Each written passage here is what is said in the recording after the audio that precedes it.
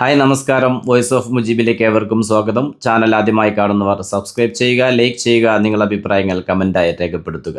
IPLന്റെ ആദ്യ മത്സരത്തിൽ ഇന്ന് RCBയും SRHും ഏറ്റുമുട്ടിയപ്പോൾ മുൻ ചാമ്പ്യന്മാരായ റോയൽസ് ബാംഗ്ലൂരിന് 6 വിക്കറ്റിന്റെ അത്യുജ്വല വിജയം. ടോസ് ലഭിച്ചിട്ടും സ്വന്തം കാണികൾക്ക് മുന്നിൽ ഇന്ന് ബാംഗ്ലൂർ ഫീൽഡിംഗ് ആയിരുന്നു തെരഞ്ഞെടുത്ത തീരുമാനം 100% ശരിവെക്കുന്ന തരത്തിലായിരുന്നു RCBയുടെ ബൗളേഴ്സ് തുടക്കമിട്ടത്. ജേക്കബ് ഡഫി 4 ഓവറിൽ വെറും 22 റൺസ് മാത്രം വിട്ടുകൊടുത്ത് പവർ പ്ലേയിൽ നേടിയെടുത്തത് 3 വിക്കറ്റുകളാണ്. ഒരു ഘട്ടത്തിൽ 4.3 ഓവറിൽ സൺറൈസേഴ്സ് ഹൈദരാബാദ് 3 വിക്കറ്റ് നഷ്ടത്തിൽ 28 റൺസ് എന്ന പരിതാപകരമായ നിലയിലായിരുന്നു. അവിടുന്ന് അങ്ങോട്ടാണ് ക്യാപ്റ്റൻ ഇഷാൻ കിഷനും ക്ലാസനും കൂടി ഒരു അത്യുജ്വല പാർട്ട്ണർഷിപ്പ് പടുത്തുയർത്തി സൺറൈസേഴ്സ് ഹൈദരാബാദിനെ നല്ലൊരു ടോട്ടലിലേക്ക് നയിച്ചത്.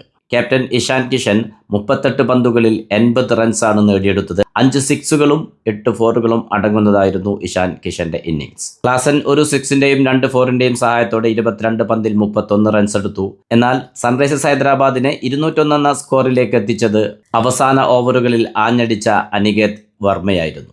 വെറും 18 പന്തിൽ നിന്നാണ് യുവതാരം 4 6ന്റെയും 3 4ന്റെയും അകമ്പടിയോടെ 41 റൺസ് നേടിയത്.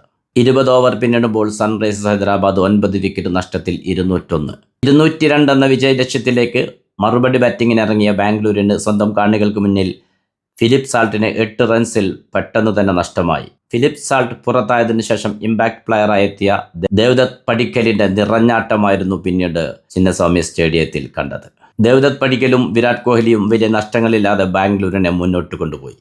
വിജയ് ഹസാര ട്രോഫിയിലും രഞ്ജി ട്രോഫിയിലുമെല്ലാം മികച്ച പ്രകടനം കാഴ്ചവെച്ച ദേവ്ദത്ത് പടിക്കൽ IPLന്റെ ആദ്യ മത്സരത്തിലും മിന്നും ഫോം തുടർന്നപ്പോൾ വെറും 26 പന്തിൽ നിന്നാണ് 61 റൺസ് സ്കോർ ചെയ്തത്. 4 സിക്സുകളും 7 ഫോറുകളും അടക്കം. ദേവ്ദത്ത് പടിക്കൽ പുറത്തായപ്പോഴും ഒരറ്റത്ത് നങ്കൂരം വിട്ട് വിരാട് കോഹ്ലി ഉണ്ടായിരുന്നു. വിരാട് കോഹ്ലിക്ക് കൂട്ടായെത്തിയ ക്യാപ്റ്റൻ രജത് പടിദർ 3 സിക്സും 2 ഫോറും അടക്കം 31 റൺസ് നേടി പുറത്തായി. ഒരു വശത്ത് വിക്കറ്റുകൾ വീണുകൊണ്ടിരിക്കുമ്പോഴും മറുവശത്ത് വിരാട് കോഹ്ലി അചഞ്ചലനായി നിലനിന്നതുകൊണ്ടുതന്നെ ബാംഗ്ലൂരിൻ്റെ വിജയം അനായാസമായി എന്ന് വേണം പറയാൻ. 201 എന്ന വിജയലക്ഷ്യം ബാംഗ്ലൂരിന് മറികടന്നത് വെറും 15.4 ഓവറുകളിലാണ്. ബാംഗ്ലൂർ വിജയത്തിലേക്ക് മുന്നേറുമ്പോൾ വിരാട് കോഹ്ലി നേടിയത് 38 പന്തിൽ 69 റൺസ്, 5 സിക്സുകളും 5 ഫോറുകളും. വിരാട് കോഹ്ലിക്ക് കൂട്ടായി പുറത്താകാതെ ടിം ഡേവിഡും ക്രീസിലുണ്ടായിരുന്നു 10 പന്തിൽ 16 റൺസുമായി.